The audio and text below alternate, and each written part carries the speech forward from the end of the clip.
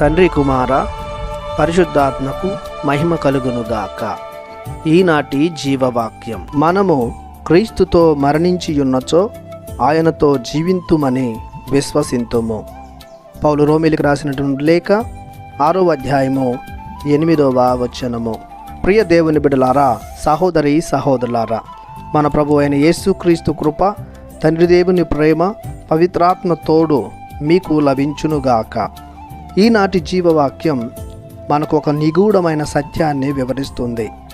విశ్వాసులమైన మనం జ్ఞానస్నానం స్వీకరించినప్పుడు మన పాపములకు మనం మరణిస్తాము, వారిని సమాధి చేస్తాము. మన జ్ఞానస్నానంలో మనం క్రీస్తుతో పాటు మరణిస్తున్నాము. అనగా మన పాప శాప జీవితమంతా నశించిపోతుంది. క్రీస్తు మరణించి సమాధిలో ఉంచబడినప్పుడు మాత్రమే తిరిగి మహిమగల శరీరంతో లేవనెత్తబడ్డారు. అలాగనే జ్ఞానస్నానంలో మన పాపములకు గాను మనం మరణించి నూతన జీవంతో, నూతన ఆత్మతో జన్మిస్తున్నాము లేదా లేవనెత్తబడుతున్నాము. జ్ఞానస్నానం ద్వారా క్రీస్తు మరణంలో పాల్గొంటూ మరల క్రీస్తు జీవములో కూడా భాగస్థులం అవుతున్నాం. ఇంకా క్రీస్తు శిలువలో ఎత్తబడి మరణించడం ద్వారా కూడా మనం మన పాపముల నుండి విడుదల పొంది పవిత్ర జీవితాన్ని స్వీకరిస్తున్నాం. శిలువపై మన పాపాలన్నీ కూడా నశించిపోతున్నాయి. దుష్ట శక్తులన్నీ భస్మమైపోతున్నాయి. సర్వమానవాళికి నూతన జీవం రక్షణ రూపంలో వచ్చి చేరుతుంది.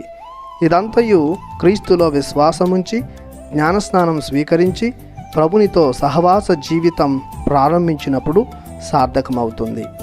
కావున శిలువపై మరణించిన క్రీస్తుతో మనం కూడా మన స్వార్థం, అసూయ, హింస, దుష్టత్వం, పాపము నుండి మరణిద్దాం.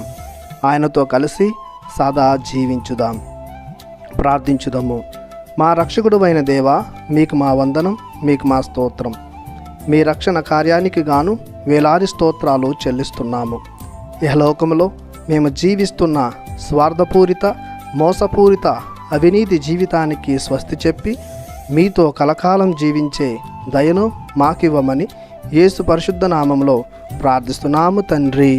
ఆమెన్. దేవుడు మిమ్ము దీవించునుగాక. ఆమెన్.